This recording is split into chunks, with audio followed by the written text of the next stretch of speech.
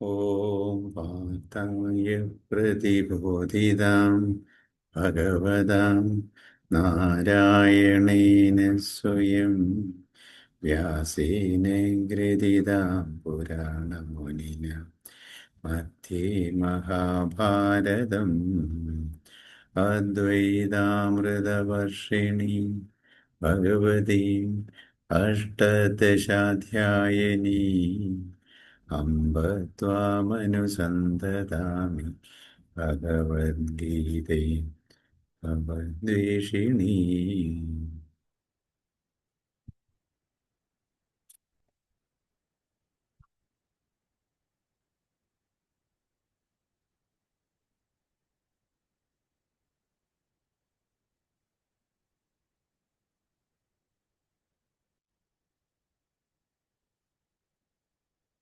ചേച്ചിക്ക് ഒന്ന് പറയാവോ ബേസിക്സ്? വേറെ ആരും വന്നിട്ടില്ല.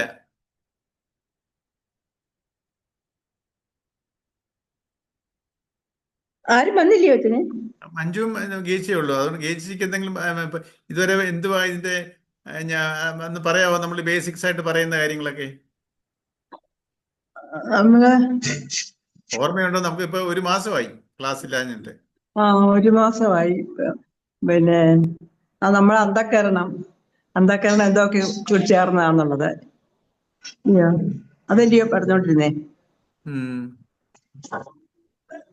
സ്ഥൂല ശരീരവും സൂക്ഷ്മ ശരീരവും കാരണ ശരീരവും അതില് പിന്നെ ഇതാ ഇല്ലയോ? അതില് പിന്നെ കാരണ ശരീരവും പിന്നെ ജീവാത്മാവും ചേരുന്നതാ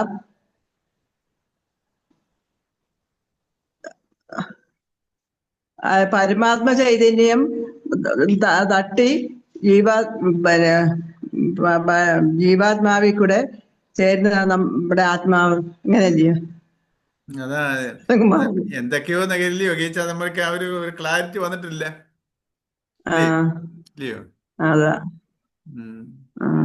ഒത്തിരി ആളായില്ലയോ? അതെ, ഒത്തിരി ആളായത്. ഞാൻ നോക്കണം വിചാരിച്ചിരുന്നായിരുന്നു. നീ ക്ലാസ് തുടങ്ങുവാക്കി ഇനിയിപ്പോ എല്ലാം നോക്കി വെക്കണമെന്ന് വെച്ചു. പക്ഷെ അറിഞ്ഞില്ല ഇന്ന് തുടങ്ങുമെന്നുള്ളത്. അതെ, അതാ നമുക്കിപ്പോ ഇത് വെച്ചാൽ ഇപ്പം ഈ നമ്മളിപ്പോ ഇതുവരെ പഠിച്ചുകൊണ്ടിരുന്നത് വെച്ചാല് ആ ക്ലാരിറ്റി വരാത്തതിന് കാരണം നമ്മൾ അതിനുശേഷം പിന്നെ അത് റിവ്യൂ ചെയ്യുന്നില്ല. അങ്ങനെ നമ്മളൊന്ന് തന്നെ സ്വയം ഓർക്കുന്നില്ല. അതുകൊണ്ടാ ഓർക്കാത്ത. ഡെയിലി ഓർത്താലല്ലേ ഓർമ്മ വരൂ. അപ്പം അത് ഇപ്പൊ ഞാൻ ചോദിച്ചു തുടങ്ങാം. ഇപ്പൊ ഇങ്ങനെ ചുമ്മാതെ കാരണം ശരീരം സ്ഥൂല ശരീരം എന്നൊക്കെ പറഞ്ഞ് നമ്മളിങ്ങനെ ജീവാത്മാ പരമാത്മാ ഇങ്ങനെ പ്രതിഫലിക്കുന്നത് മാത്രം പറഞ്ഞിട്ട് കാര്യമില്ലല്ലോ. ഈ ജീവിക്കുന്നതിന്റെ ലക്ഷ്യം എന്തുവാന്ന് നമുക്കറിയാവോ? നമ്മൾ എല്ലാരും ജീവിക്കുന്നതിന് എന്തിനു വേണ്ടിയാ? മോക്ഷത്തിന് വേണ്ടിയിട്ട്. അങ്ങനെയാണോ നമ്മുടെ ജീവിതത്തിൽ നമ്മൾ മോക്ഷം വേണമെന്നുണ്ടാണോ ജീവിക്കുന്നേ? അതെ പിന്നെ ധർമ്മത്തിൽ കൂടെ നമ്മൾ എന്തോ കാര്യങ്ങൾ നമ്മൾ ഇതുവരെയുള്ള കാര്യങ്ങൾ നമുക്ക് അറിയത്തില്ലായിരുന്നു. ഇനിയും ഇതെല്ലാം അറിഞ്ഞു കഴിഞ്ഞപ്പോൾ ധർമ്മത്തിൽ കൂടെ ഒക്കുന്നത്രയും കാര്യങ്ങൾ ചെയ്തിട്ട് നമുക്ക് മോക്ഷപ്രാപ്തി കിട്ടണം. ഈ മോക്ഷം എന്നൊക്കെ നമ്മളിപ്പോ ഇതൊക്കെ പഠിക്കാൻ തുടങ്ങിയപ്പോഴേ മോക്ഷം എന്നൊക്കെ വിചാരിക്കുന്നത്. അതെ അതെ, അതിനു മുമ്പ് അതിനെ അറിയത്തില്ലായിരുന്നു. അതിനു മുമ്പാಗಿ നമ്മൾ നമ്മുടെ ജീവിതത്തിൽ എന്തുവാ അങ്ങേയറ്റത്തെ മേളിലെത്തണം ഇങ്ങനെയൊക്കെയുള്ള ചിന്തയായിരുന്നു. കൊച്ചുങ്ങൾ നല്ല രീതിയിൽ വരണം, നമുക്ക് അസുഖങ്ങളൊന്നും ഉണ്ടാകരുത്, ഇങ്ങനെയൊക്കെയുള്ള ചിന്തയായിരുന്നു അന്നൊക്കെ. പക്ഷെ ഇപ്പൊ നമുക്ക് അതെല്ലാം അനുഭവിച്ചാലും കുഴപ്പമില്ല, നമ്മുടെ ജീവിതം അങ്ങനെയല്ല എന്നുള്ള തോന്നലുണ്ടായി ഇപ്പോഴ്. നമുക്കിപ്പോ എന്ത് വന്നാലും അനുഭവിക്കാൻ വരുന്ന നമ്മൾ ചെയ്ത പ്രവൃത്തിയുടെ കർമ്മമാണ് നമ്മൾ അനുഭവിക്കുന്നത് എന്നുള്ള തോന്നൽ നമുക്കുണ്ട്. ആരും വരുത്തുന്നതല്ല, നമ്മുടെ ആരെയും കുറ്റം പറഞ്ഞിട്ടും കാര്യമില്ല. നമ്മൾ അനുഭവിക്കാനുള്ള കർമ്മം നമ്മൾ ചെയ്ത പ്രവൃത്തിയുടെ ഫലമായിരിക്കും നമ്മൾ ചെയ്യുന്നതെന്നുള്ള തോന്നലുണ്ട് ഇപ്പോഴേ. നമ്മൾ ഈ ഗീതയൊക്കെ പഠിക്കുന്ന ഇതിനെ കുറിച്ചൊക്കെ അറിയുന്നവരെ നമുക്ക് എല്ലാവരുടെയും സാധാരണ ജനങ്ങളുടെ നമ്മൾക്ക് ഇതൊന്നും അറിയാത്തവരുടെ ധാരണ നമ്മളും എങ്ങനെ ഇരുന്നത്? നമ്മൾ ജീവിക്കണം, പഠിച്ച് വലുതാവണം, ജോലി വാങ്ങിക്കണം, കല്യാണം കഴിക്കണം, മക്കളുണ്ടാവും, മക്കളെയും പഠിപ്പിക്കണം, മക്കളെ പഠിപ്പിച്ച് അവരെയും കല്യാണം കഴിപ്പിക്കണം, കൊച്ചുമക്കളുണ്ടാവും, റിട്ടയർ ആവും, അല്ലെങ്കിൽ പ്രായം എന്നിട്ട് അവരുടെ കൊച്ചുമക്കളുമായിട്ട് ഇരിക്കണം, ഇങ്ങനെ അമ്പലത്തിൽ പോകണം, സമൂഹത്തിന് നല്ലതൊക്കെ ചെയ്യണം. ഇങ്ങനെ ഇരുന്ന് അങ്ങ് അവസാനം മരിക്കും. ഈ ധാരണയായി ഉള്ളൂ നമുക്ക് എല്ലാവർക്കും.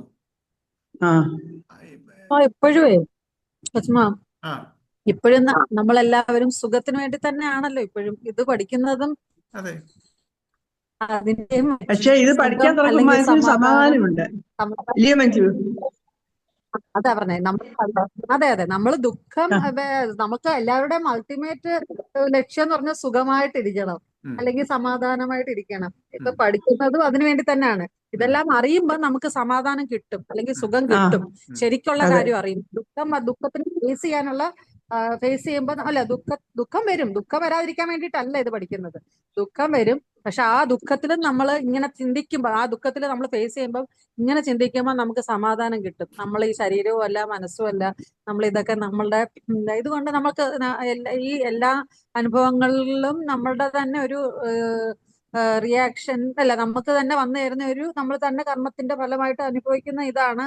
അത് നമ്മൾ തന്നെ മാറ്റാൻ പറ്റത്തുള്ളൂ എന്നൊരു ഇത് കഴിയുമ്പോൾ നമുക്കൊരു സമാധാനം കിട്ടും, ഒരു ശാന്തത കിട്ടും. അതിനു വേണ്ടിയിട്ട് തന്നെയല്ലേ ഇപ്പോഴും നമ്മൾ ചെയ്യുന്നത്. ഇപ്പോഴും ഇത് പഠിക്കുന്നതും ഒരു സുഖത്തിന് വേണ്ടിയിട്ടോ ശാന്തിക്ക് വേണ്ടിയിട്ടോ തന്നെയാണല്ലോ. അതെ അതെ. അപ്പം നമ്മളിപ്പോ ഇതൊക്കെ അറിഞ്ഞു തുടങ്ങിയപ്പോഴാണ് നമുക്ക് ഇങ്ങനെയൊക്കെ സംസാരിക്കാൻ പറ്റുന്നത്, ഇല്ലയോ? നേരത്തെ ഇങ്ങനത്തുള്ള ക്ലാസ് ഒക്കെ ഇഷ്ടമല്ലാന്ന് തോന്നുന്നു. അപ്പൊ എന്തിനാന്ന് കേട്ടോ ഇപ്പൊ ഇങ്ങനത്തെ ക്ലാസ് കേട്ടുമ്പോൾ ഉടനെ നമുക്കത് കേൾക്കാനുള്ള ഒരു ആഗ്രഹമുണ്ട്. എന്തുവാ ഇതിനെ കുറിച്ചൊക്കെ പറയുമ്പോ ആര് പറഞ്ഞാലും അതിനെ കുറിച്ച് ചിന്തിക്കാനും ഒക്കെ ഉള്ളത്. മറ്റേ അങ്ങനെ ചിന്തയില്ല. എന്തുവാ ഇത് കേട്ടോണ്ടെന്തോ പ്രയോജനം എന്നുള്ള രീതിയായിരുന്നു. അങ്ങനെയൊക്കെ മാറ്റമുണ്ട്, ഒത്തിരി മാറ്റം ചെയ്യുന്നുണ്ട്. അപ്പം നമ്മൾ ഇങ്ങനെ ഈ ചിന്ത വരാത്തതിന്റെ ഇപ്പൊ നമ്മുടെയൊക്കെ ഒരു പൊതുധാരണ എന്ത് വരുന്നു, നമ്മൾ ഇങ്ങനെ ഇരുന്ന് സ്വസ്ഥമായിട്ട് സമാധാനമായിട്ട് നമുക്ക് മരിച്ചു പോകണം. ഈ മോക്ഷം എന്നൊക്കെ നമ്മൾ പറഞ്ഞ് കേട്ടിട്ടുണ്ടെങ്കിലും മോക്ഷം എന്നൊക്കെ നമ്മൾ എല്ലാവരും കേട്ടിട്ടുണ്ട്. കേൾക്കാത്ത ഈ ഗീതയോ അല്ലെങ്കിൽ ഭാഗവതോ, ഈ എല്ലാവരും ഇവിടെയൊക്കെ എവിടെയെങ്കിലുമൊക്കെ ഭാഗവത സപ്താഹം കേൾക്കുന്നുണ്ട്, മൈക്കിൽ കൂടെ കേൾക്കുന്നുണ്ട്, അല്ലെങ്കിൽ പ്രഭാഷണങ്ങളിൽ കൂടെ കേൾക്കുന്നുണ്ട്. മോക്ഷം എന്നൊക്കെ അറിയാം. പക്ഷെ നമ്മൾ ജീവിക്കുന്നത് മോക്ഷത്തിന് വേണ്ടിയാന്നുള്ളത് ആർക്കും ഒരു ധാരണയില്ല. ശരിയല്ലേ? നേരത്തെ ഇപ്പോഴും എന്തുവാ നമ്മളിത് ഈ പഠിക്കുന്ന മോക്ഷത്തിനാന്ന് പറഞ്ഞിട്ടാണോ? അല്ല, മോക്ഷത്തിന് പറഞ്ഞിട്ടല്ല. നമ്മുടെ ഇപ്പൊ സാധാരണ ഇപ്പൊ നമ്മൾ പഠിച്ചു, നമ്മളിങ്ങനെ ഇരുന്ന് സ്വസ്ഥമായിട്ടിരുന്ന് എനിക്ക് സുഖമായിട്ടങ്ങ് അപ്പൊ മഞ്ജു പറഞ്ഞാൽ സുഖം, നമ്മളെല്ലാം സുഖത്തിന് വേണ്ടിയാ. സ്വസ്ഥതയും സുഖവും വേണം. ആ സ്വസ്ഥയും എങ്ങനെയെങ്കിലും അവസാനം എന്തുവാ ഇങ്ങനെ മരിച്ചു പോകും. ഇന്ന് ഈ ലോകത്തിലുള്ള സുഖങ്ങളും ദുഃഖങ്ങളും ഒക്കെ വരുന്നു. ഇങ്ങനെ ഇരുന്ന് ഫാമിലിയായിട്ടോ അല്ലെങ്കിൽ കൊച്ചുമക്കളുമായിട്ടും ഇങ്ങനെ ഇരുന്ന് അമ്പലങ്ങളിൽ പോയി തീർത്ഥാടനം ദൈവത്തിനെയും ഭജിച്ച് ഇങ്ങനെ ഇരുന്ന് ആരോഗ്യം ക്ഷയിക്കും. അങ്ങനെ ഇരുന്ന് അങ്ങ് മരിച്ചു പോകും. നമ്മൾ ഈ ഒരു അറിവിലായിരിക്കുന്നത്. അപ്പൊ എന്തുകൊണ്ടാണ് ഈ ഒരു അറിവ് മാത്രം നമുക്ക് എല്ലാവർക്കും ഉള്ളത്, ബാക്കി ജീവിതത്തിന് വേറെ തലമുണ്ടെന്ന് അറിയുന്നില്ല? അതെന്താ കാരണം? നമ്മളിങ്ങനെ ജീവിതത്തിനെ വെളിയിലോട്ട് നോക്കുക വെച്ചാൽ ഞാൻ എൻ്റെ ശരീരം മുതൽ വെളിയിലോട്ട്, ഇപ്പൊ ഞാൻ അവിടാണ് നമ്മൾ തുടങ്ങുന്നത്. എനിക്ക് ഈ അറിവ് തിരിച്ചറിയണം. നമുക്ക് ഗീത പഠിച്ചോണ്ട് മാത്രമായില്ല, ഞാൻ ആരാണെന്നുള്ള വ്യക്തമായ ധാരണ വേണം. ഇപ്പൊ നമുക്ക് ഈ ഞാൻ ആരാണെന്ന് ചോദിച്ചാലും ഒട്ടുമിക്ക പേർക്കും പറയാൻ പറ്റത്തില്ല. ഞാൻ ആരാണെന്ന് പറഞ്ഞാൽ നമുക്ക് എന്തൊക്കെയോ ഐഡിയ ഉണ്ട്. നമ്മൾ കേട്ട ഒത്തിരിയും ഫിലോസഫി ഉണ്ട്. ഇങ്ങനെ അവിടെയും ഭാഗവതവും യൂട്യൂബിൽ കൂടെയും അവിടെയൊക്കെ കേട്ടിട്ടുണ്ട്. നമ്മളിങ്ങനെ അത് വേണം. ഇപ്പം നമ്മൾ എന്തെല്ലാം പറയുന്നു. ഇപ്പം ഗീത കുറെ പഠിച്ചു കഴിയുമ്പോൾ നമുക്ക് പലർക്കും ജീവാത്മാവ് പരമാത്മാവ് അങ്ങനെ ഇതൊക്കെ നമുക്ക് ഇതെല്ലാം പറയാൻ കഴിയും. പക്ഷേ വ്യക്തമായിട്ട് ഞാൻ ആരാണെന്ന് പറയണമെന്നുണ്ടെങ്കിൽ ആ ഒരു ബേസിക് നോളജ് നമ്മൾ വരണം. നമ്മൾ എന്തുകൊണ്ടാണ് ഇങ്ങനെയൊക്കെ ജീവിതത്തിന് വേറെ ലക്ഷ്യമുണ്ടെന്ന് അറിയാത്തതിന് കാരണം ഞാൻ ശരീരമാണെന്നുള്ള ധാരണയിലിരിക്കുന്നതുകൊണ്ടാണ്. ഈ ശരീരവുമായിട്ട് ബന്ധപ്പെട്ട കാര്യങ്ങളെ ഞാൻ നോക്കുന്നുള്ളൂ.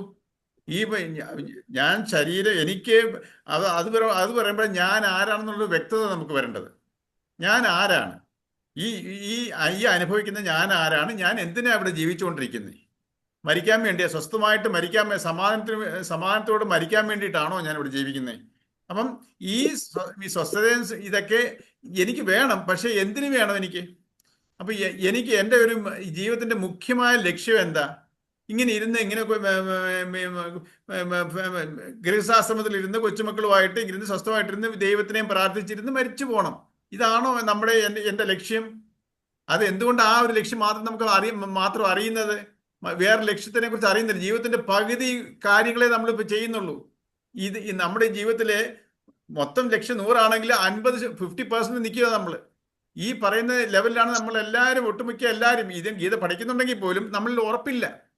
അപ്പൊ ഞാൻ എനിക്ക് എൻ്റെ ജീവിതത്തിന്റെ മുഖ്യ ലക്ഷ്യം നമ്മൾ ആരും അറിയാതെ പോകുന്നു. എൻ്റെ മുഖ്യ ലക്ഷ്യം അതിനെ കുറിച്ച് പറയാം. അതിന് ഞാൻ ഇപ്പൊ ഈ ബേസിക് ലെവലിൽ പോകുമ്പോൾ ആരാണ് ഈ ഞാൻ എന്ന് പറയുന്നത്? നമ്മുടെ ഒരു ഫിലോസഫിയും വേണ്ടല്ലോ. ഇപ്പൊ എനിക്കൊരു ശരീരമുണ്ട്, ഒരു മനസ്സുണ്ട്. ഇത് രണ്ടും എനിക്കറിയാം. ഞാൻ എന്ന വ്യക്തിക്ക് ഇതിനെ കവിഞ്ഞ് പുറകോട്ട് നമുക്ക് അറിയത്തില്ല. എനിക്ക് ഈ ഞാനെന്ന വ്യക്തിക്ക് ഒരു ശരീരമുണ്ട്, മനസ്സുമുണ്ട്. നമ്മൾ ഇത് രണ്ടും ആണെന്ന് വിചാരിക്കുന്നു. പക്ഷെ ഇത് രണ്ടും നമ്മളല്ലല്ലോ. എനിക്കൊരു ശരീരമുണ്ട്, എനിക്കൊരു മനസ്സുമുണ്ട്. ഈ ശരീരമാണ് ഞാൻ എന്നുള്ളൊരു തോന്നലിരിക്കുന്നു. എനിക്കൊരു മനസ്സുമുണ്ട്. നമ്മൾ ഈ മനസ്സിനെ കുറിച്ച് ചിന്തിക്കുന്നേ ഇല്ല. പക്ഷെ ശരീരത്തിനെ കുറിച്ച് നമുക്കെല്ലാം അറിയാം. ശരീരത്തിന് എന്തെങ്കിലും പ്രശ്നം വന്നാലും ശരീരത്തിനെ കുറിച്ചാണ് പഠിച്ചുകൊണ്ടിരിക്കുന്നത്. എത്രയോ അല്ലയോ മെഡിക്കൽ ഫീൽഡെല്ലാം. ശരീരത്തിന് എന്തെങ്കിലും കുഴപ്പം വന്നാൽ അത് നമ്മൾ പോയി എല്ലാം എപ്പോഴും റെക്ടിഫൈ ചെയ്യും. ശരീരത്തിനെ നമ്മൾ ഒരുക്കി നമ്മൾ ശരീരമായിട്ട് ഉള്ള ബന്ധം നമ്മളെല്ലാവർക്കും അറിയും. ഒരു ശാസ്ത്രങ്ങളും പഠിക്കണ്ട. നമ്മൾ ജനിച്ചിട്ടുണ്ടെങ്കിൽ അത് ആ ഭൗതികത്തിലോട്ട് ഇരിക്കുന്ന ഈ ശരീരമായിട്ട് ബന്ധപ്പെട്ട കാര്യങ്ങളെയാണ് ഭൗതികം എന്ന് പറയുന്നത്. ഈ ശരീരവും ശരീരത്തിനുമായിട്ട് ബന്ധപ്പെട്ട കാര്യങ്ങളെ ഞാൻ ഭൗതികം എന്ന് പറയുന്നു. ഈ ഭൗതികത്തിലാണ് എനിക്ക് 3 വിഷമങ്ങളുള്ളത്, 3 താപങ്ങൾ. എൻ്റെ ദുഃഖങ്ങൾ 3. ഒരു മനുഷ്യനായിട്ട് ജനിച്ച ഒരാൾക്ക് 3 ദുഃഖങ്ങളാണ് ഉള്ളത്. ഒന്ന് ആധ്യാത്മികം, ഒന്ന് ആദിദൈവികം, ആദിഭൗതികം.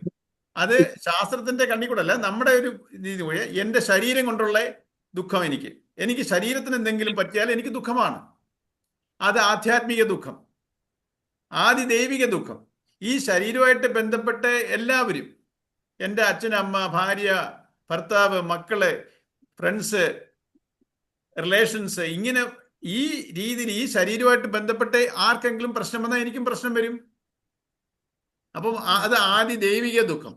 ആദി ഭൗതികോ, എൻ്റെ ജോലി, എൻ്റെ വസ്തു, എൻ്റെ പൈസ, എൻ്റെ സ്വർണം, എൻ്റെ വസ്തുക്കൾ, ഞാൻ പൊസസ് ചെയ്തേക്കുന്ന കാര്യങ്ങൾ, അതിനെന്തെങ്കിലും പ്രശ്നം വന്നാൽ എനിക്ക് ദുഃഖം വരും. അപ്പം നമ്മൾക്ക് 3 ദുഃഖമേ ഉള്ളൂ ജീവിതത്തിൽ: ആധ്യാത്മികം, ആദിദൈവികം, ആദിഭൗതികം. ഇതാണ് ഈ 3 ദുഃഖങ്ങളും പോകുന്ന. ഈ 3 ഒക്കെ ഏതുമായിട്ട് ബന്ധപ്പെട്ടിരിക്കുന്നു? ശരീരമായിട്ട് ബന്ധപ്പെട്ടിരിക്കുന്നു. ഈ ശരീരമായിട്ട് ബന്ധപ്പെട്ടതാണ് ഇതെല്ലാം. പക്ഷെ നമ്മൾ ഈ ശരീരത്തിന് മാത്രമേ കാണുന്നുള്ളൂ. എന്നിട്ട് അപ്പം ഈ ശരീരം മാത്രമല്ല, ഞാൻ മനസ്സും കൂടെ ചേർന്നതാ.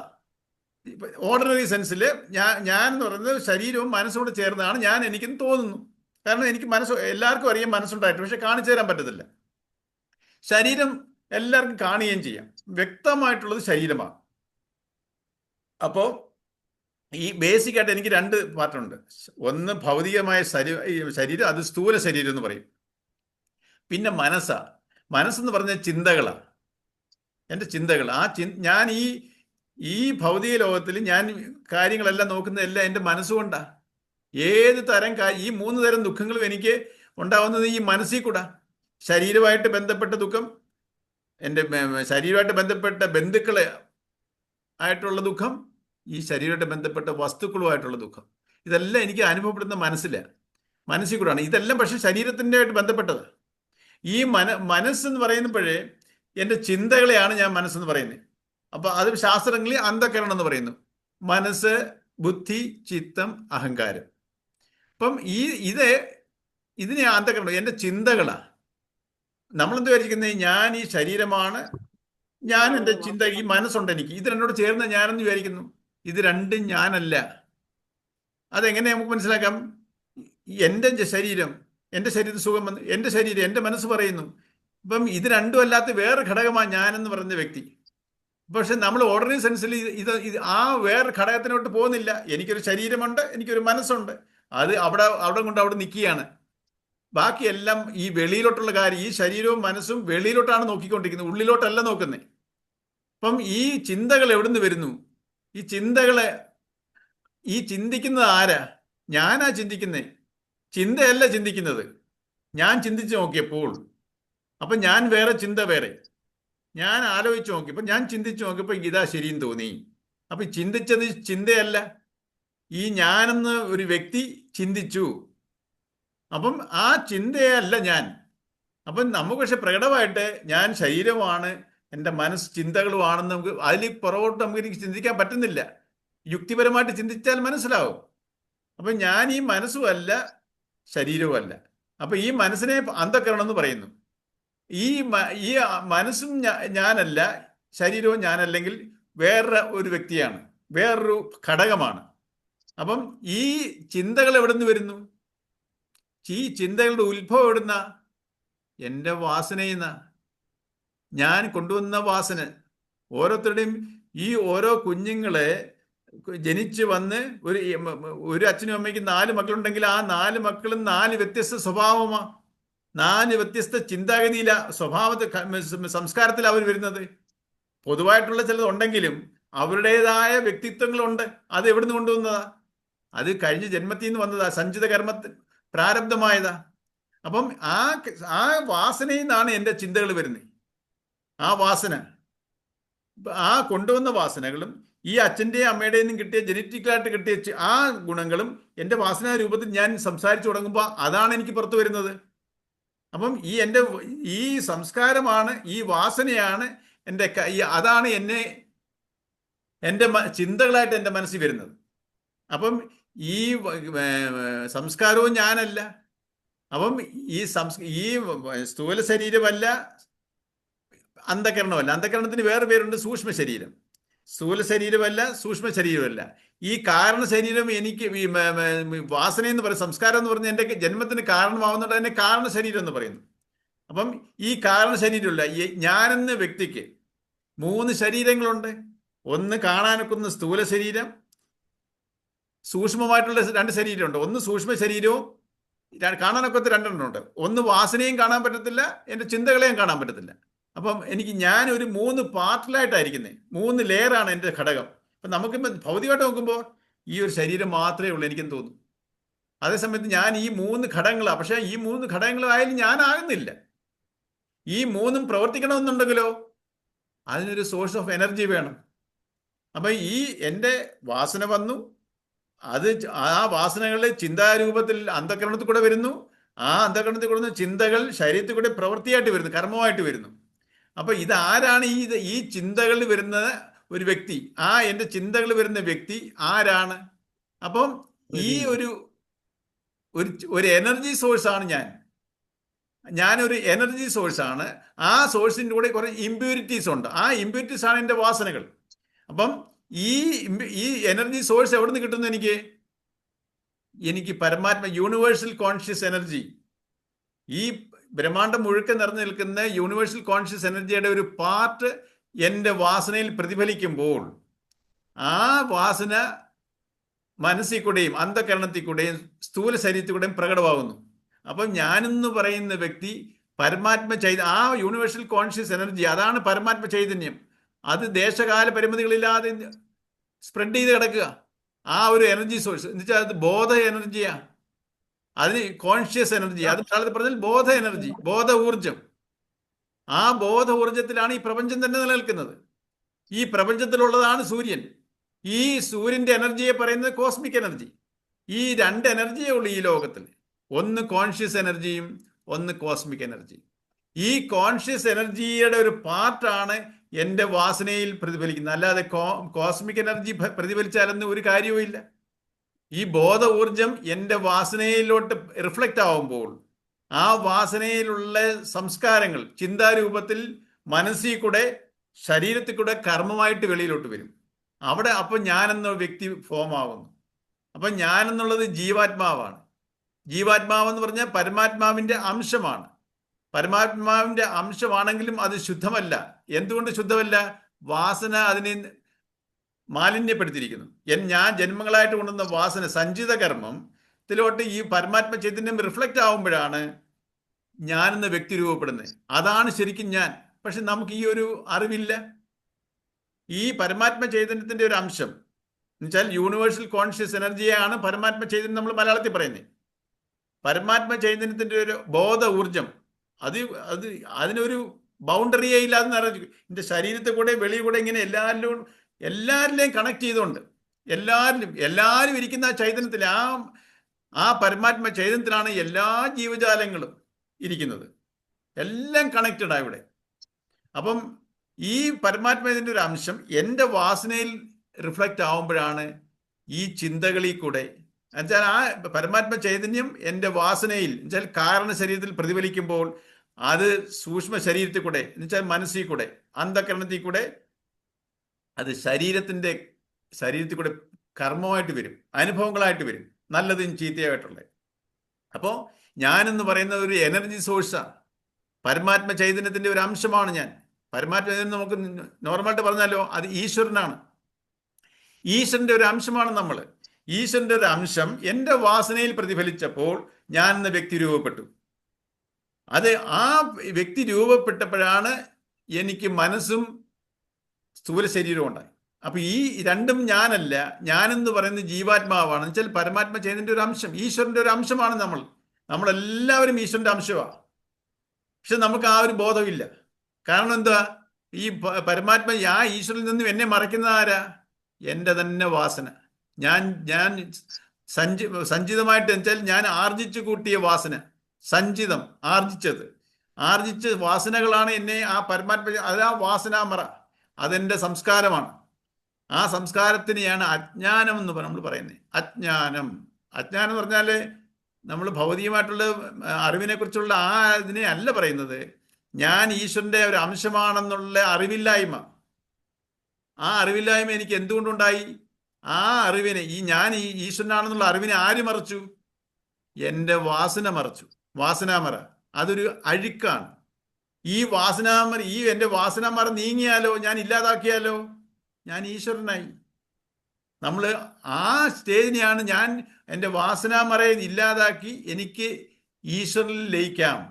ഇപ്പം ഞാനെന്ന് പറയുന്നത് ശരിക്കും ഈശ്വരൻ്റെ ഒരു അംശമാണ്. ഈ വാസനയാണ് എന്നെ അതിൽ നിന്ന് വ്യത്യസ്തമാക്കുന്നത്. അപ്പം നമ്മൾ ഈ മനുഷ്യജന്മത്തിൽ കൂടെ മാത്രമേ എനിക്ക് അതിലോട്ട് ലയിക്കാൻ പറ്റത്തുള്ളൂ. അപ്പം എൻ്റെ ജീവിതം ഭൗതികമാണെന്നുള്ള ശരീരത്തിൻ്റെ ലെവലിൽ മാത്രം നമ്മൾ ജീവിക്കുന്നു. ശരീരം മരിക്കുന്നതോട് ഞാൻ ഇല്ലാതാവുന്നു എന്ന് ഞാൻ വിചാരിക്കുന്നു. അതുപോലെ ശരീരത്തിനുള്ള ദുഃഖങ്ങൾ മാത്രമാണ് എൻ്റെ ദുഃഖങ്ങളെന്ന് വിചാരിക്കുന്നു. ഈ ശരീരത്തിന് എവിടുന്ന് ജനിച്ചോ അതിലോട്ട്, ഈ ശരീരം ജനിച്ചത് പഞ്ചഭൂതങ്ങളിൽ നിന്നാണ്. ഈ പഞ്ചഭൂതത്തിലോട്ട് തന്നെ ഈ ശരീരം പൊയ്ക്കോളും. പക്ഷെ എൻ്റെ മനസ്സ് പോവോ? എൻ്റെ മനസ്സ് പോകത്തില്ല. അപ്പം ഞാൻ ഇരിക്കുന്ന എൻ്റെ ഒരു മെയിൻ ഉപകരണം മനസ്സാണ്. മറ്റേതൊരു പാമ്പിന്റെ പടം പോലെ സ്ഥൂല ശരീരം. ആ പാമ്പ് പടം പൊഴിക്കുന്നത് പോലെ ഞാൻ ഈ സ്ഥൂല ശരീരത്തിനെ വിടും. ഈ വാസനയും പേര് ഞാൻ തിരിച്ചും വേറെ ജന്മങ്ങളിലോട്ട് പോകും. അപ്പൊ എനിക്ക് മുക്തി വേണം. മോക്ഷം പറഞ്ഞാൽ എന്താ? ഈ എൻ്റെ വാസനയെ നിർമാർജനം ചെയ്ത് ഞാൻ ഈ പരമാത്മ ഈശ്വരനിലോട്ട് ലയിക്കണം. അപ്പം ഞാൻ ആരാണെന്നുള്ള വ്യക്തമായ ധാരണയില്ലാതെ നമുക്ക് ഈ മോക്ഷത്തിനെ കുറിച്ച് എന്ത് മനസ്സിലാക്കാൻ പറ്റും? അപ്പം ഇതുവരെ നമ്മൾ എല്ലാവരും ജീവിച്ചുകൊണ്ടിരിക്കുന്നത് ശരീരത്തിൻ്റെ ലെവലില്ല. ശരീരത്തിൻ്റെ ലെവലിലുള്ള ധാരണയാണ്. ജനിച്ചു, വളർന്നു, പഠിച്ചു, ജോലി കിട്ടി, കല്യാണം കഴിച്ചു, മക്കളുണ്ടായി, മക്കളെയും വളർത്തി വലുതാക്കി, അവരെ കല്യാണം കഴിപ്പിച്ചു, അവർക്ക് കൊച്ചുമക്കളുണ്ടായി, എന്നിട്ട് ഈശ്വര വിചാരവും വിചാരിച്ചുകൊണ്ട് തീർത്ഥാടനങ്ങൾ നടത്തി ഞാൻ ഇങ്ങനെ ഇരുന്ന് എനിക്കൊരു സമാധാനത്തിൽ ഇങ്ങ് മരിച്ചു പോകണം. ഈ ധാരണ, ഈ ലക്ഷ്യം മാത്രമേ നമുക്കറിയാവൂ. അത് എന്തുകൊണ്ടാണ്? അത് ശരീരത്തിന്റെ ലെവലിൽ മാത്രമാണ്. ഈ ശരീരത്തിനെക്കാട്ടി വലിയൊരു ഉപകരണമുണ്ട്, മനസ്സ്. ആ മനസ്സും ഇല്ലാതായാൽ ഞാൻ എന്ന വ്യക്തി ഈശ്വരനിലേക്കും. ഈ മനസ്സില്ലാതാവണമെന്നുണ്ടെങ്കിലോ, ഈ എങ്ങനെ ഇല്ലാതാവണം? ഈ മനസ്സെന്ന് പറയുന്ന ചിന്തകളാണ്. ചിന്തകൾ വരുന്നത് ഈ എൻ്റെ വാസനയിൽ നിന്നാണ്, കാരണം ശരീരത്തിൽ നിന്ന്. ആ മനസ്സും വാസനയും ഇല്ലാതായാൽ മനസ്സില്ലാതാവും. അങ്ങനെ ആയിക്കഴിഞ്ഞാൽ പിന്നെ ഞാൻ ഈശ്വരനായി കഴിഞ്ഞു. ആ അവസ്ഥയാണ് മോക്ഷാവസ്ഥ. അപ്പൊ നമുക്കിടെ ജീവിതത്തിന്റെ ഇപ്പോഴുള്ള ധാരണ എന്ന് പറഞ്ഞാൽ ശരീരത്തിന്റെ ലെവൽ മാത്രമേ ഉള്ളൂ. അത് പകുതിയായിട്ടുള്ളൂ. എൻ്റെ മനസ്സിനെ ഈ പരമാത്മ ചൈതന്യം ലയിപ്പിക്കണം. മനസ്സിനെ ലയിപ്പിക്കണം എന്നുണ്ടെങ്കിലോ ആ മനസ്സ് വാസന നിർമുക്തമാവണം.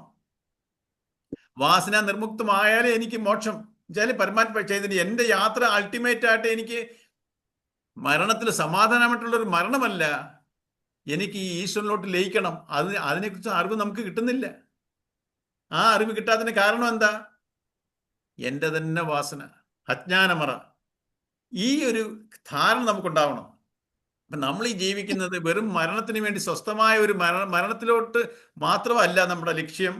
ഈ മനസ്സ് ഇപ്പം നമ്മൾ നമ്മളൊരു സ്വപ്നം കാണുന്നു. സ്വപ്നം കണ്ടു കഴിഞ്ഞാൽ നമ്മൾ ഉണരുമ്പോഴോ ആ സ്വപ്നത്തിന് ഒരു കംപ്ലീഷൻ ഇല്ല. അബ്രപ്റ്റായിട്ട് അത് നിൽക്കും. നമ്മൾ ഉണർന്ന് വേറെ സ്റ്റേജിലോട്ട് വരും എന്ന് പറയുന്ന പോലെ നമ്മൾ ഇപ്പൊ ഭൗതികത്തിൽ നമ്മൾ ഈ ജാഗ്രത അവസ്ഥയിൽ നമ്മൾ ജീവിക്കുന്നു. നമുക്ക് എല്ലാവർക്കും കാര്യങ്ങളെല്ലാം ഒന്ന് ഒതുക്കിയിട്ട് വേണം എനിക്ക് ഇവിടുന്ന് പോകാൻ. എല്ലാവരുടെയും ആഗ്രഹമാണ്. ഞാൻ വിചാരിച്ച കാര്യങ്ങളും എൻ്റെ ജീവിതമൊക്കെ എല്ലാം പെർഫെക്റ്റ് ആക്കി എല്ലാം ഇവിടെ സ്വസ്ഥത ആക്കിയിട്ട് എനിക്ക് മരിക്കണം എന്നുള്ളൊരു ധാരണ. അത് കംപ്ലീഷൻ ആകാൻ ഒക്കത്തില്ല. ഒരിക്കലും ഒരു മനുഷ്യൻ ഭൗതികമായിട്ട് എല്ലാം സാധിച്ച് മരണത്തിലോട്ട് പോകാൻ പറ്റത്തില്ല. കാരണം ആ ഭൗതികത്തിൽ 100% കംപ്ലീഷൻ ഇല്ല. ഞാൻ എന്ന വ്യക്തി ശരീരമല്ല. ശരീരത്തിന്റെ ലെവലും കഴിഞ്ഞ് എൻ്റെ മനസ്സിന്റെ ലെവലിലോട്ട് ഞാൻ ചിന്തിക്കണം. ഈ മനസ്സിനെയും എനിക്ക് അങ്ങോട്ട് എത്തിക്കണം. മരണത്തിനോട് ഞാൻ ഇല്ലാതാവുന്നില്ല. എൻ്റെ ഇപ്പൊ ഈ ജന്മത്തിൽ തന്നെ ഞാൻ എത്രയോ ശരീരങ്ങൾ മാറിയിരിക്കുന്നു. ജനിച്ച ശരീരമായിരുന്നോ 10 വയസ്സുള്ളപ്പോൾ ഉണ്ട ശരീരം? 10 വയസ്സുള്ളപ്പോൾ ശരീരമല്ല 20 വയസ്സുള്ളപ്പോൾ. ഓരോ 7 years കൂടുമ്പോഴും എൻ്റെ സയന്റിഫിക്കായിട്ട് എല്ലാ സെൽസും പോകുന്നു. എല്ലാം പിന്നെ പുതിയ സെൽസാ. സയന്റിഫിക്കായിട്ട് പ്രൂവ് ചെയ്തിട്ടുള്ളതാ. മാക്സിമം ഡ്യൂറേഷൻ ഒരു സെല്ലിന്റെ 7 years ബാക്കി എത്രയോ സെല്ലുകൾ ഒരു ദിവസം നിൽക്കുന്നതുകൊണ്ട് പല പല ഡ്യൂറേഷനുള്ള സെല്ലുകളുണ്ട്. അൾട്ടിമേറ്റ്ലി 7 years കഴിഞ്ഞാൽ എൻ്റെ ശരീരത്തിലെ സെല്ലുകളെല്ലാം പുതിയ സെല്ലുകളാണ്. പഴയ സെല്ലുകളെ എല്ലാം പോയി കഴിഞ്ഞിരിക്കും ഡിസ്ക്രിപ്ഷനിലൂടെ. അപ്പം ഞാൻ ഈ ജന്മം തന്നെ ഞാൻ ജനിച്ചെങ്കിലും ഇപ്പൊ ഈ നിമിഷം വരെ ഞാൻ എത്രയോ ശരീരങ്ങൾ മാറിയിരിക്കുന്നു. എത്രയോ ശരീരങ്ങളിൽ കൂടി ഞാൻ യാത്ര ചെയ്തുകൊണ്ട് വരുന്നു. പക്ഷെ ആ മനസ്സ്, ആ ജീവാത്മാവ് സെയിമാ. ആ ജീവാത്മാവിന്റെ മെയിൻ ഇൻസ്ട്രുമെന്റ് മനസ്സാ. ആ ജീവാത്മാവ് സൂക്ഷ്മ ശരീരമായിട്ട് ഇങ്ങനെ യാത്ര ചെയ്തുകൊണ്ടിരിക്കുക പല പല ശരീരങ്ങൾ കൂടി. അപ്പൊ ഞാനെന്ന ജീവാത്മാവ് എത്രയോ ശരീരങ്ങൾ വിട്ടിരിക്കുന്നു ഈ ജന്മം തന്നെ. ഇതുപോലാണ് നമ്മുടെ മരണവും. മരണത്തിൽ ഞാൻ ഇല്ലാതാവുന്നില്ല. എൻ്റെ കൊച്ചിലത്തെ എത്രയോ ശരീരങ്ങൾ ഞാൻ വിട്ടു. അതുപോലെ എൻ്റെ വാസനയ്ക്ക് അനുഭവിക്കാൻ പറ്റാത്ത ഒരു അവസ്ഥയിൽ ഈ ശരീരം വരുമ്പോൾ ആ ശരീരത്തിനെ ഈ ജീവാത്മാവ് വിടും. എന്നിട്ട് പുതിയ ശരീരം തേടിപ്പോവും. അതാണ് ജന്മങ്ങൾ. ഇതൊരു പരമാർത്ഥം. നമ്മളിത് വിശ്വസിച്ചാലും നമുക്ക് ആദ്യം വിശ്വാസം വരത്തില്ല പുനർജന്മം ഉണ്ടോ എന്ന്. എന്തായാലും ഇത് ഇങ്ങനെയൊക്കെ കഴിഞ്ഞു, ഇപ്പം ഇതിങ്ങനെയൊക്കെ അങ്ങ് പോയാൽ മതി, ഇപ്പം ഇങ്ങനെയൊക്കെ കൂടുതലൊന്നും അറിയണ്ട, എനിക്കിതൊന്നും അറിയണ്ട, അങ്ങനെയെങ്കിൽ എങ്ങനെയെങ്കിലും അങ്ങ് തീർന്നാൽ മതി. ഈ മരണത്തോടുകൂടി ഞാൻ ഇല്ലാതാവുന്നുള്ള ധാരണയാണ് നമുക്കെല്ലാവർക്കും. പക്ഷേ മനുഷ്യജന്മത്തിൽ മാത്രമേ ഉള്ളൂ എൻ്റെ ജന്മങ്ങളെ ഉയർത്താൻ. അടുത്ത ജന്മം ഇതിനെക്കാട്ടി ഇതേ സാഹചര്യം ജനിക്കാതെ എത്രയോ ബെറ്റർ ആയിട്ടുള്ള സാഹചര്യം ജനിക്കണമെന്നുണ്ടെങ്കിൽ ഞാൻ ഈ പൂർണ്ണമായ അറിവോടെ, ഹാഫ് ബേക്ക്ഡ് ആയിട്ട് നമ്മളിപ്പോൾ പൊയ്ക്കൊണ്ടിരിക്കുന്നത്. ഹാഫ് ബേക്ക്ഡ് ആയിട്ട് നമ്മൾ സത്യങ്ങളെ തിരിച്ചറിയുന്നില്ല. നമുക്ക് ഉണ്ടാവുന്ന അനുഭവങ്ങളെല്ലാം സത്യമെന്ന് തിരിച്ചറിഞ്ഞ് പൊയ്ക്കൊണ്ടിരിക്കുക. ഈ അനുഭവങ്ങളെല്ലാം അസത്യമാണ്. സ്വപ്നത്തിൽ കാണുന്ന എന്തെല്ലാം അനുഭവങ്ങൾ നമുക്ക് സ്വപ്നത്തിലുണ്ട്, എഴുന്നേറ്റ് കഴിഞ്ഞാൽ അതെല്ലാം സത്യമാണ് നമുക്ക് തോന്നുന്നുണ്ടോ? അതെല്ലാം നമുക്കറിയാം, അതൊക്കെ സത്യമല്ല. പക്ഷെ സത്യം ഈ ജാഗ്രതയിൽ നടക്കുന്ന സത്യമാണ് നമ്മൾ തോന്നുക. ഇതും സത്യമല്ല, ഇതല്ല ഈ സത്യമല്ലെന്ന് പറയാൻ കാരണം എന്താ? എല്ലാം മാറുന്നതാ. മാറ്റമുള്ളതിനെ സത്യം എന്ന് പറയത്തില്ല. സത്യം എന്ന് പറഞ്ഞാൽ ഒരു കാലത്തും മാറാത്തതിനെയാണ് സത്യം എന്ന് പറയുന്നത്. പക്ഷെ നമ്മളത് ആ വേർഡിനെ നമ്മൾ കൊളോക്കിലായിട്ട് ഞാൻ സത്യമാ പറഞ്ഞത്. കാരണം അത് തന്നെ പറഞ്ഞു എന്ന് കാണിക്കാൻ വേണ്ടി ആ വേർഡിനെ ഉപയോഗിക്കുക. ഈ സത്യമായിട്ടുള്ളത് ഈ പരമാത്മ ചൈതന്യം മാത്രമാണ്. ഒരു യുഗാന്തരങ്ങളായിട്ട് സ്പ്രെഡ് ചെയ്ത് കിടക്കുന്നത്. അതിന് ദേശവും കാലവും ഇല്ല. അത് മാത്രമാണ് നിലനിൽക്കുന്നത്. അതിന് മാത്രം മാറ്റമില്ല. ബാക്കിയെല്ലാം ഇവിടെ മാറുന്നതാ. പക്ഷെ നമ്മുടെ വിചാരമോ മാറരുത്, ഞാനും എന്നുമായിട്ട് ബന്ധപ്പെട്ടിരിക്കുന്ന ഇതൊന്നും മാറരുത്, അങ്ങനെ നിലനിൽക്കണം. നമ്മൾ അസത്യങ്ങളെ കയറി മുറുകെ പിടിക്കുക. ഈ മാറ്റം മാറിക്കൊണ്ടിരിക്കുന്നതിനെ എനിക്ക് പിടിച്ചു നിർത്താൻ ശ്രമിക്കുക. അപ്പം ഈ സത്യങ്ങളെ മനസ്സിലാക്കിയാൽ എൻ്റെ ജീവിതം സ്വസ്ഥതയിലോട്ട് നീങ്ങും. അപ്പം എൻ്റെ വാസനകൾ കുറഞ്ഞു വരും. അപ്പം ഞാൻ എന്തിനാ ജീവിക്കുന്നേ? എൻ്റെ സംസ്കാരത്തിനെ, എൻ്റെ വാസനയെ. ഞാൻ നമ്മുടെ സ്ക്രിപ്റ്റേഴ്സിൽ പറഞ്ഞേക്കുന്നില്ല, ശാസ്ത്രങ്ങളിൽ പറഞ്ഞേക്കുന്നതിൻ്റെ കൂട്ട് എൻ്റെ കർമ്മങ്ങളെ, എനിക്ക് വാസനാകർമ്മങ്ങളുണ്ട്, ചില ആഗ്രഹങ്ങൾ അതിനുവേണ്ടിയാണ് ഞാൻ ജനിച്ചിരിക്കുന്നത്. ആ വാസനാകർമ്മങ്ങളെ 2 വിധത്തിൽ ചെയ്യാം. ഒന്ന് കർമ്മത്തിന്റെ രീതിയിൽ ചെയ്യാം, ഒന്ന് സമർപ്പണ ബുദ്ധിയിലും ചെയ്യാം, കർമ്മയോഗത്തിലും ചെയ്യാം. ഞാനെന്ന ഭാവത്തിൽ ചെയ്യുന്നതാണ് കർമ്മം. എനിക്കിത് വേണം, എനിക്കിത് അനുഭവിക്കണം, ഞാനാണ് ചെയ്തത്, എൻ്റെ ഹാർഡ് വർക്ക് കൊണ്ട് കിട്ടിയതാണ്, ഞാനെന്ന ഭാവത്തിൽ എല്ലാം ചെയ്യാം. ഇതെല്ലാം നടക്കുവാണ്. എൻ്റെ കർമ്മഫലത്തിൽ വരുന്നതെല്ലാം നടക്കുന്നു, ഞാൻ നടത്തുവല്ല. ഞാൻ ഓരോ കർമ്മഫലത്തിൽ വരുന്ന ഓരോ നല്ലതും ചീത്തയും, നല്ലത് വരുമ്പോൾ ഞാൻ അഭിമാനിക്കുകയും ചീത്ത വരുമ്പോൾ ഇത് എന്നെ കൊണ്ടല്ല മറ്റുള്ളത് കൊണ്ടാണെന്നുള്ളത് നമ്മളിങ്ങനെ ഡിസോൺ ചെയ്യും. നല്ലതിനെ ഓൺ ചെയ്യും, ചീത്തതിന് വരുമ്പോൾ ഡിസോൺ ചെയ്ത് നമ്മളിങ്ങനെ പൊയ്ക്കൊണ്ടിരിക്കുക. അപ്പൊ ഈ സത്യങ്ങളെ നമ്മൾ തിരിച്ചറിയുമ്പോഴാണ് നമുക്ക് ഈ ലൈഫിന്റെ പൂർണ്ണതയെക്കുറിച്ച് അറിയുന്നത്. അപ്പൊ നമ്മൾ ഈ പൂർണ്ണ ഇതാണ് എൻ്റെ ലൈഫിന്റെ പൂർണ്ണത എന്ന് തിരിച്ചറിഞ്ഞാൽ അതിനുവേണ്ടി ശ്രമിക്കണം. അല്ലാതെ എൻ്റെ ശരീരത്തിന്റെ താല്പര്യങ്ങളും ശരീരമായിട്ട് ബന്ധപ്പെട്ടവരുടെ താല്പര്യങ്ങളും മുൻനിർത്തി പോയാൽ എനിക്ക് രക്ഷയില്ല. രക്ഷയില്ലെന്ന് പറഞ്ഞാൽ ഞാൻ തിരിച്ചും തിരിച്ചും ഇതേ ജന്മത്തിലോട്ട് വരേണ്ടി വരും. എനിക്ക് ഇതിനെക്കാട്ടി ഒരു ഉയർന്ന ജന്മം കിട്ടണമെന്നുണ്ടെങ്കിൽ ഇപ്പൊ ഉള്ള എൻ്റെ സംസ്കാരം, എൻ്റെ വാസന, എൻ്റെ ഇഷ്ടാനിഷ്ടങ്ങൾ ഞാൻ കർമ്മയോഗത്തിൽ ചെയ്യണം. സമർപ്പണ ബുദ്ധിയിൽ. എന്തോ ഈ സമർപ്പണ ബുദ്ധി? ഞാനെല്ലാം ഓരോ കാര്യങ്ങൾ ചെയ്യുമ്പോൾ ദൈവമേ ഇത് ഞാൻ ദൈവത്തിന് സമർപ്പിച്ച് ചെയ്യുന്നു, ഇതല്ല. ഞാനെന്ന ഭാവത്തിൽ ചെയ്യാതിരിക്കുക. അത് നമ്മൾ തന്നെ മനസ്സിലാക്കണം. എന്താണ് ഈ അഹന്താ മമത എന്ന്? ഞാൻ എൻ്റെ കർത്തൃത്വ ഭോക്തൃത്വ ഭാവം എന്ന് പറയും. ഞാൻ ചെയ്തു, ഇതിന്റെ അനുഭവം എനിക്ക് വേണം. ഇത് രണ്ടുമാണ് നമ്മളെ ഈ ലൈഫിൽ കൊണ്ടുപോയിക്കൊണ്ടിരിക്കുന്നത്. പക്ഷേ ഈ ലൈഫിൽ നിന്ന് വിഡ്രോ ചെയ്യുകയും വേണം. എനിക്ക് ഈ അഹന്താ മമത വേണം താനും, അതിൽ നിന്ന് വിഡ്രോ ചെയ്യാനും പഠിക്കണം. പക്ഷെ നമ്മൾ ഈ വിഡ്രോയിൽ പഠിക്കുന്നില്ല. ഞാൻ ഇങ്ങനെ ജന്മങ്ങളിലോട്ട് പൊയ്ക്കൊണ്ടിരിക്കുക. എനിക്ക് ജന്മങ്ങളെക്കുറിച്ച് എൻ്റെ അൾട്ടിമേറ്റ് യാത്ര ലക്ഷ്യോടാ പരമാത്മ ചൈതന്യത്തിലേക്കാണെന്നുള്ളത്. അതാണ് മോക്ഷം.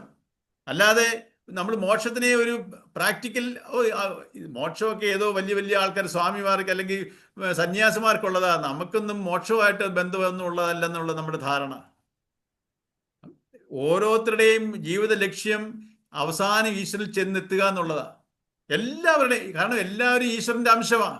ഈ ഈശ്വരന്റെ അംശമല്ലാത്ത ഒരു ജീവജാലങ്ങളും ഇവിടെ ഇല്ല. ആ ജീവജാലങ്ങൾ ഏറ്റവും ഉയർന്ന സ്റ്റേറ്റിൽ നിൽക്കുന്നത് മനുഷ്യനാണ്. മനുഷ്യജന്മത്തിൽ കൂടെ മാത്രമേ ഈ മോക്ഷം സാധ്യമാവത്തുള്ളൂ. അല്ലാതെ വേറെ ഒരു ജന്മത്തിൽ കൂടെയും മോക്ഷം സാധ്യമാകത്തില്ല. അപ്പം ഈ ജന്മത്തിൽ കൂടെ വേണം എൻ്റെ ജീവിതത്തിന്റെ ലക്ഷ്യത്തിനെ ഞാൻ തിരിച്ചറിയണം. വെറുതെ സമാധാനം സ്വസ്ഥമായിട്ട് മരിക്കുന്നത് മാത്രമല്ല, അടുത്ത ജന്മം, ഈ ജന്മം കിട്ടിയില്ലെങ്കിൽ അടുത്ത ജന്മം എൻ്റെ ഉയർന്ന ജന്മമായിരിക്കണം. ഉയർന്ന ജന്മം എന്ന് വെച്ചാൽ എന്താ? എനിക്ക് ഈ ഒരു ആത്മീയതയും ഭൗതികതയും രണ്ടല്ല. ഈ ആത്മീയതയുടെ ഊന്നിയ ഭൗതികമായിരിക്കണം. നമ്മളിപ്പം ആത്മീയത എന്നുള്ളത് ആർക്കും ഇല്ല. അമ്പലത്തിൽ പോകുന്നതല്ല ആത്മീയത. അമ്പലത്തിൽ പോയി ഈശ്വരനെ ഭജിക്കുന്നതെന്നുള്ളതല്ല ആത്മീയത. ഞാൻ ആരാണെന്നുള്ള വ്യക്തമായ അറിവുണ്ടാവണം. ഈ ഞാൻ ആരാണ്? ഈ ഈശ്വരന്റെ അംശം. ഈ ഞാനും ഈശ്വരനാണ്. വ്യത്യസ്തനാക്കുന്നത് എൻ്റെ വാസനയാണ്. ഈ അറിവിൽ കൂടെ നമ്മൾ യാത്ര ചെയ്യുന്നതിനാണ് ആത്മീയത. ഈ അറിവ് വെച്ചുകൊണ്ട് ഞാൻ ഭൗതികത്തിൽ ഇടപെടണം. അപ്പോൾ എൻ്റെ കർമ്മങ്ങൾ സാംശീകരിക്കും, ശുദ്ധീകരിക്കാം.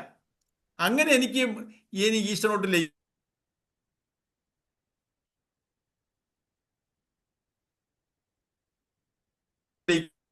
കാരണം ഞാൻ ജന്മമെടുത്തെന്നും ഈ അൾട്ടിമേറ്റ് എനിക്ക് ചേരേണ്ടത് ഈശ്വരനിലോട്ടാണെന്നും അല്ലാതെ മണ്ണിലോട്ട് ഞാൻ ഈ മരണത്തോടുകൂടി എൻ്റെ ശരീരം മാത്രം ഇല്ലാതാവുന്നു, ഞാൻ ഇല്ലാതാവുന്നില്ല. ഈ സത്യങ്ങളെല്ലാം നമ്മൾ തിരിച്ചറിയണം, ഉൾക്കൊള്ളണം. അതെങ്ങനെയാ? ചിന്തിച്ചുകൊണ്ടേയിരിക്കണം. ഈ സത്യങ്ങളെക്കുറിച്ച് ചിന്തിക്കണം. വല്ലപ്പോഴും കേട്ടെന്ന് വെച്ചിട്ട് ഒരു ഫലവും ഇല്ല. ഈ കേൾക്കുന്നതെല്ലാം നമ്മളെ. അപ്പോൾ അതിന് പറയും, നമുക്ക് ഈ ഭഗവത്ഗീത എല്ലാത്തിനും, എല്ലാ ഉപനിഷത്തുകളുടെയും എസൻസ് ആണ് ഗീത. വേറെ ഒരു ബുക്കും നമ്മൾ വായിക്കണ്ട. എത്രയോ യൂട്യൂബിലൊക്കെ എന്തെല്ലാം പ്രഭാഷണം നടക്കുന്നു. നമ്മളിങ്ങനെ ഓരോരുത്തരുടെയും പ്രഭാഷണം കേട്ടാൽ നമുക്ക് നല്ലതാ നമ്മളിങ്ങനെ നമ്മൾ ടൈം പാസ് ചെയ്യും. ടൈം പാസ് അല്ല വേണ്ടത്. നമ്മൾ ഈ സത്യങ്ങളെ തിരിച്ചറിയും, മനനം ചെയ്യാൻ ശീലിക്കണം. ശ്രവണം, മനനം, നിധിധ്യാസനം നമ്മുടെ ശാസ്ത്രങ്ങളിൽ പറയുന്ന ഒരു സീക്വൻസ് ആയത്. നമ്മൾ ശ്രവിക്കാൻ കേൾക്കുക, അല്ലെങ്കിൽ വായിക്കുക. വായിച്ചതിനെ കേട്ടതിനെ മനനം ചെയ്യണം. ഓരോന്നും ഇങ്ങനെ കേട്ടുകൊണ്ട് എനിക്ക് ടൈം പാസ്സാത് നമ്മൾ സീരിയൽ കാണുന്ന പോലെ അതൊരു അഡിക്ഷനായിട്ട് പോകും. ഓരോ ബുക്കുകൾ വായിച്ച് തള്ളിക്കഴിഞ്ഞാൽ ഒരു പ്രയോജനവും ഇല്ല. അറിവ് കൂട്ടിക്കൊണ്ട് ഒരു പ്രയോജനവും ഇല്ല. ഈ അറിഞ്ഞതിനെ നമ്മൾ ഉൾക്കൊള്ളണം.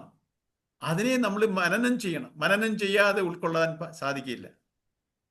അപ്പോൾ നമ്മളൊരു ആ ട്രെയിനിങ് നമ്മൾ ഇതിനകത്ത് കൂടെ അല്ലാതെ ഗീതയുടെ ശ്ലോകങ്ങൾ പഠിച്ച് അർത്ഥം കാണാൻ പഠിച്ചിട്ട് ഒരു കാര്യവും ഇല്ല.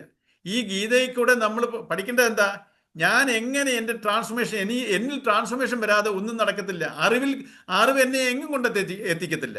ഭൗതികമായി എത്രല്ലാം നമ്മൾ ഡിഗ്രികൾ വാരിക്കൂട്ടിയാലും അതുപോലൊരു അറിവിൻ്റെ തലത്തിൽ ഈ ഗീതയോ ഭാഗവതോ നിന്നിട്ട് ഒരു കാര്യവും ഇല്ല. ഇതിൽ പറയുന്ന കാര്യങ്ങൾ ഞാൻ ഉൾക്കൊള്ളാൻ ശ്രമിക്കണം. മനസ്സുൾക്കൊണ്ടാൽ അതിനനുസരിച്ച് എൻ്റെ കർമ്മങ്ങളെ ട്രാൻസ്ഫോം ചെയ്യാൻ പഠിക്കണം. ഞാൻ ചെയ്യുന്ന കർമ്മങ്ങൾ കർമ്മമായിട്ട് മാറാതെ കർമ്മയോഗത്തിൽ, നമ്മൾ അടുത്ത ചാപ്റ്ററിലോട്ട് വരും. ഇപ്പൊ സാഖ്യയോഗ ആപ്പിക്കൊണ്ടിരിക്കുന്നത്. അടുത്ത യോഗ ആ കർമ്മയോഗം എങ്ങനെ അനുഷ്ഠിക്കണം, ഇതിനെക്കുറിച്ചുള്ള തിരിച്ചറിവ് ഉണ്ടാവണം.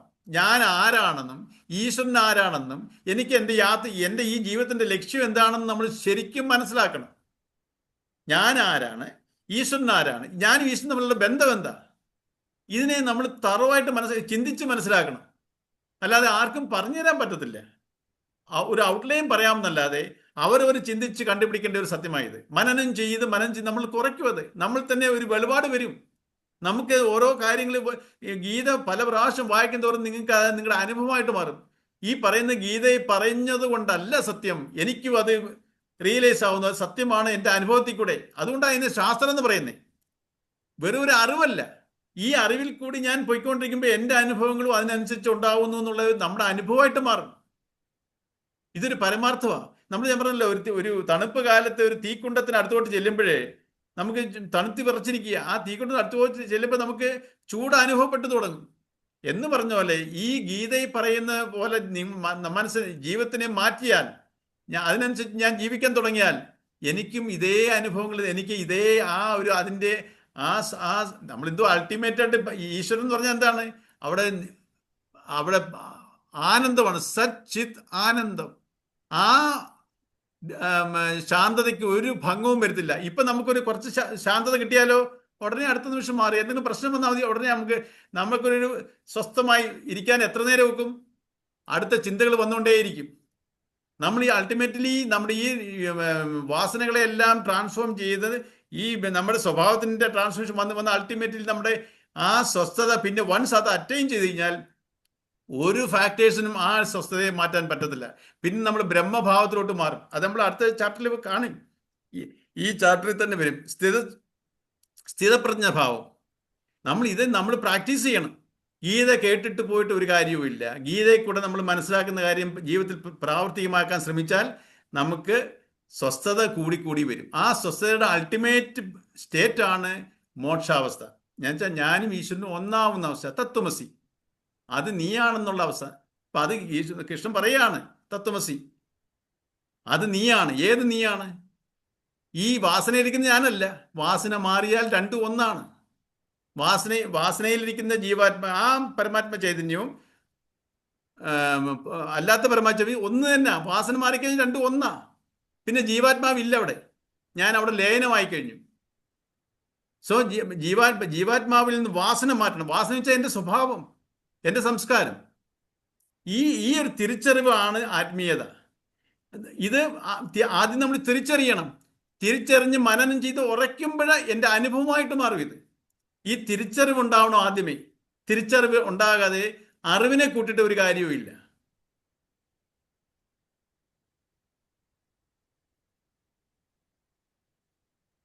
ഇനി 2 മിനിറ്റേ ഉള്ളൂ. ഇതിനകത്ത് 2-3 പേര് പുതിയതായിട്ടുണ്ട്. അതുകൊണ്ടാണ് എന്തായാലും കുറേ ബ്രേക്ക് വന്നുകൊണ്ട് ആദ്യം റിവ്യൂ ചെയ്യണമെന്നുണ്ടായിരുന്നു. അശ്വതി ഫുള്ളായിട്ടുണ്ടായിരുന്നു.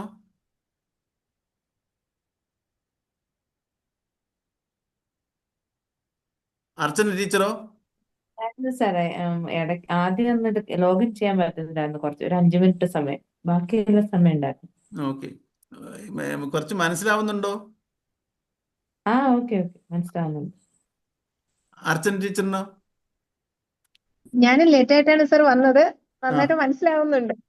ഓക്കെ. നമ്മൾ 2-3 ക്ലാസ് നാളെയും മറ്റന്നാളും കൂടെ ഇതിന്റെ ഓരോരോ ബേസിക് ആയിട്ടുള്ള കാര്യങ്ങൾ പറഞ്ഞിട്ട് തിങ്കളാഴ്ച തൊട്ട് മൺഡേ ടു ഫ്രൈഡേ ആണ് ക്ലാസ് 9 to 9:30. അപ്പം സാങ്കേയോഗത്തിലെ 53ാമത്തെ ശ്ലോകമാണ് മൺഡേ തൊട്ട് ആരംഭിക്കുന്നത്. നാളെയും മറ്റന്നാളും കൂടെ ഈ ബേസിക്സ് ആയിട്ടുള്ള കുറെ കാര്യങ്ങളൂടെ പറയാനുണ്ട്. പറഞ്ഞിട്ട് നമുക്ക് അടുത്ത ക്ലാസ് നമുക്ക് നാളെ 9 o'clock. ആർക്കെങ്കിലും എന്തെങ്കിലും പറയാനുണ്ടോ? മഞ്ജുവിന് എന്തെങ്കിലും പറയാനുണ്ടോ?